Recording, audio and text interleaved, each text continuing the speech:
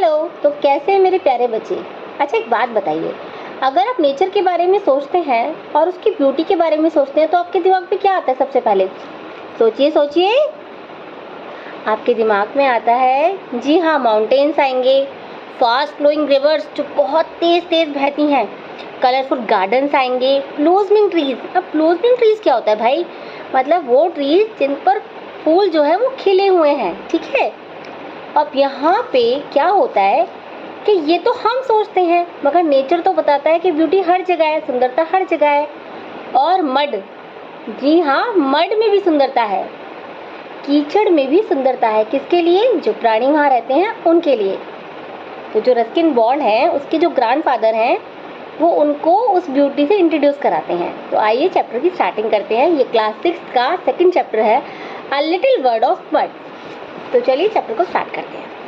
I had never thought there was much to be found in the rainwater pond behind our house except for the quantities of mud and the occasional water buffalo.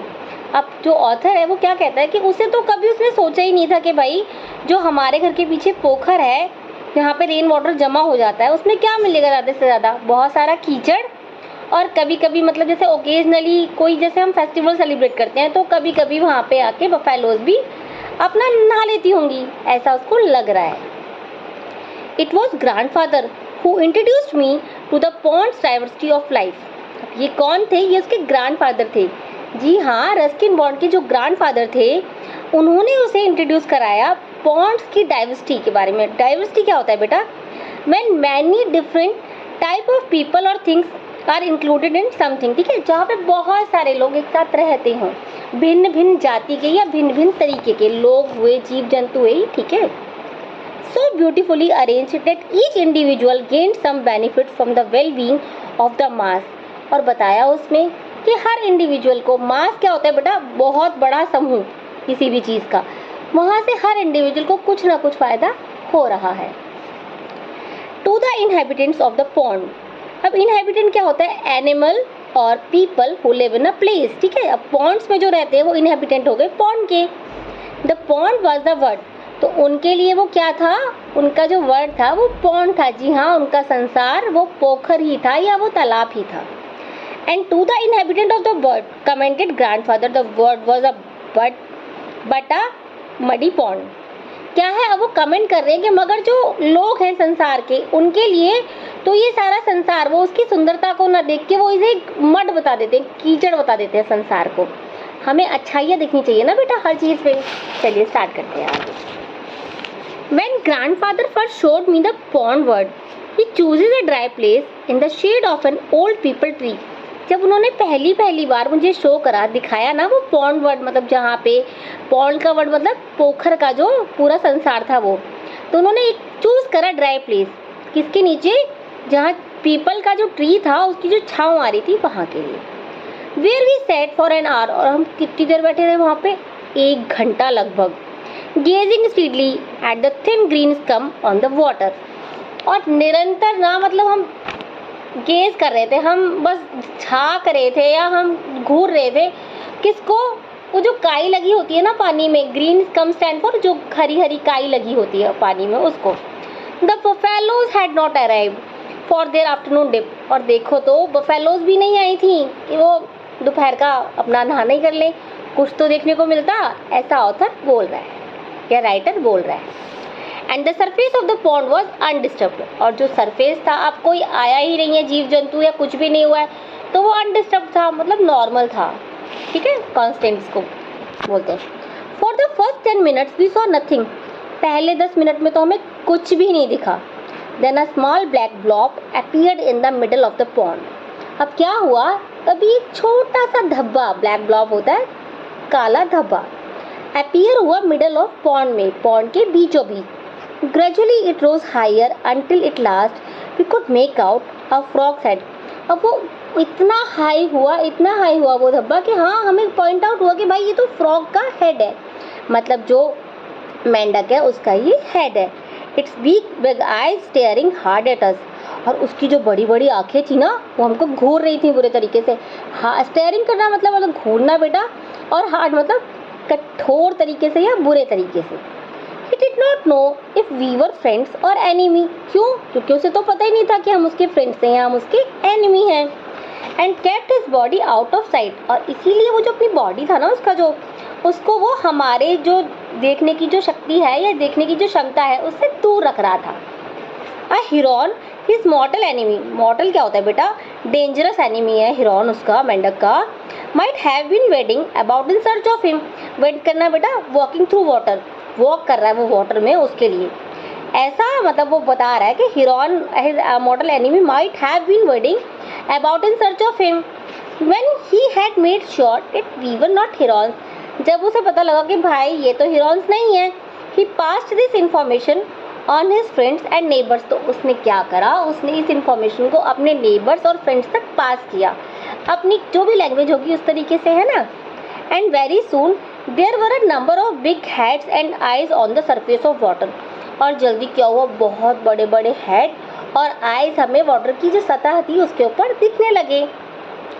Throat swelled and there began a chorus which went रक रक रक। और कैसी आवाज आ रही थी? रक रक रक। In the shallow water near the tree, we could see a dark shifting shadow। जो सतह थी पानी की near the tree, we could, हमने क्या देखा? एक dark shifting shadow देखी हमने।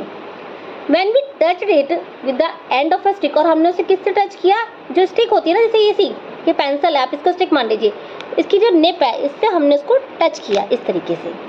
The dark mass immediately became alive। तो जो डार्क मास था, बहुत सारे लोग थे वो तो फ्रॉग्स, वो एकदम भाई हड़बड़ी में हो गए। अलाइव होता जिंदा होता, बट यहाँ पे हड़बड़ी है। Thousands of little black tadpoles wriggled into life। ठीक है, pushing and hustling one another। एक दूसरे को धक्का मार रहे थे बस सारे के सारे टेडपोल्स। टेडपोल्स क्या होता है बेटा? मेंढक का छोटा रूप, बच्चा बोल सकते हैं। What do tadpoles eat? Tadpoles क्या खाते हैं? I asked grandfather। मैंने ग्रैंडफादर से पूछा। They eat one another much of the time, said grandfather। अब ग्रैंडफादर ने क्या बताया कि वो एक दूसरे को ही खा जाते हैं, चेन की तरह ही कुछ है ना। Who had once kept a few in an aquarium। क्यों? उन्हें कैसे पता लगा ये चीज़? क्योंकि उन्होंने एक बार एक एक्वेरियम में उनको रखा था। It may seem an unpleasant custom। ये थोड़ा अजीब लग रहा था कि टैडपोल ही टैडपोल को खा जाए। But when you think of thousands of tadpoles that are hatched, मगर जब आप सोचोगे कि बहुत सारे tadpoles hatch मतलब ना अंडे से निकलते हैं, you will realize what a useful system is। तब तुम्हें पता लगेगा कि आपको रियलाइज होगा कि भाई ये तो बहुत यूजफुल सिस्टम है कि टैडपोल ही टैडपोल को खा गया। क्यों? If all the young tadpoles in this pond became frogs, क्योंकि जितने भी tadpoles थे छोटे छोटे, अगर वो frogs बन गए, they would take up every inch of ground between us and the house। तो वो क्या करेंगे? सारा ग्राउंड घेर लेंगे और हमारे हाउसेस को भी घेर लेंगे। Their croaking would certainly drive grandmother crazy। Croaking क्या होता है बेटा? जो उनकी आवाज़ है वो क्या करती है? ग्रैंडमदर को पागल करती है, मतलब वो झिल्ला जाती है, यार कैसी आवाज़ है ये। I said to which grandfather agreed। और जब मैंने ऐसा कहा तो जो ग्रैंडफादर थे उन्होंने एग्री किया, मतलब वो सहमत हो गए इस बात से। When grandfather was younger, he had once brought home a number of green tree frogs। एक बार क्या हुआ, जब ग्रैंडफादर यंगर थे, मतलब जब वो जवान थे, तो वो क्या लेके आए? एक बार बहुत सारे ग्रीन ट्री फ्रॉग्स लेके आ गए वो घर में। He put them in a glass jar and left them on a window sill without telling anyone at all of their presence। और उन्होंने किसी को बिना बताए उसको रख दिया वहाँ पे एक विंडो के सिल के ऊपर। At about 4 in the morning, the entire household was awakened by a loud and fearful noise। अब सबको तो पता ही नहीं है किसी को भी कि क्या रखा हुआ है फ्रॉग्स। तो सुबह के 4 बज रहे थे और सारे के सारे लोग हड़बड़ाकर उठ गए। एक fearful noise हो रही थी घर में। And grandmother and several nervous relatives gathered on the veranda for safety। और ग्रैंडमदर और कुछ और रिलेटिव्स कहाँ? अपनी सेफ्टी के लिए वरांडा में कलेक्ट हो गए। अब उन्हें थोड़ा पता है बेटा फ्रॉग है, अब कोई भी एकदम आवाज़ सुनेगा ऐसी कि घर में क्या हो गया या क्या आ गया, तो डर तो लगता ही है ना। ऐसे ही उन्हें भी डर लगा। Their fear turned to anger when they discovered the source of the noise।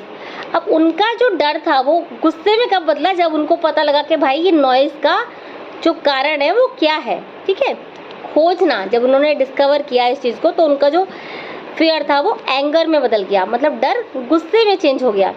Eight the first glimmer of the dawn. सुबह की जो पहली चमक थी उसके साथ ही the frogs had with one accord burst into song. With one accord होता है बेटा टू डू समथिंग टुगेदर, ठीक है, एंड इन अनकम्प्लीट एग्रीमेंट के साथ में। Then into song swing. Grandmother wanted to throw the frogs बोतल and all out of the window. अब ग्रैंडमदर क्या थी, वो चाहती थी कि वो जो बोतल है उसको वो फेंक दे, कहाँ से, विंडो से बाहर। Grandfather give the bottle a good shaking, but grandfather ने क्या किया, उस बोतल को एक गुड शेक दिया। And the frogs stayed quiet, और फ्रॉग्स क्या थे, वो चुप हो गई बिल्कुल, क्योंकि उन्हें भी तो डर लगता है ना कि कोई एकदम आके शेक करेगा तो क्या करने जा रहे हैं, और है तो वो फ्रॉग ही ना बेटा। Everyone went to sleep again, अब सारे के सारे दोबारा सोने चले गए। But grandfather was obliged to stay awake in order to shake the bottle whenever the frog showed sign of bursting into song again. Oblige क्या थे, बेचारे ग्रैंडफादर, उनको तो जगना पड़ा, फोर्स था कि भाई जगना रहना ही है।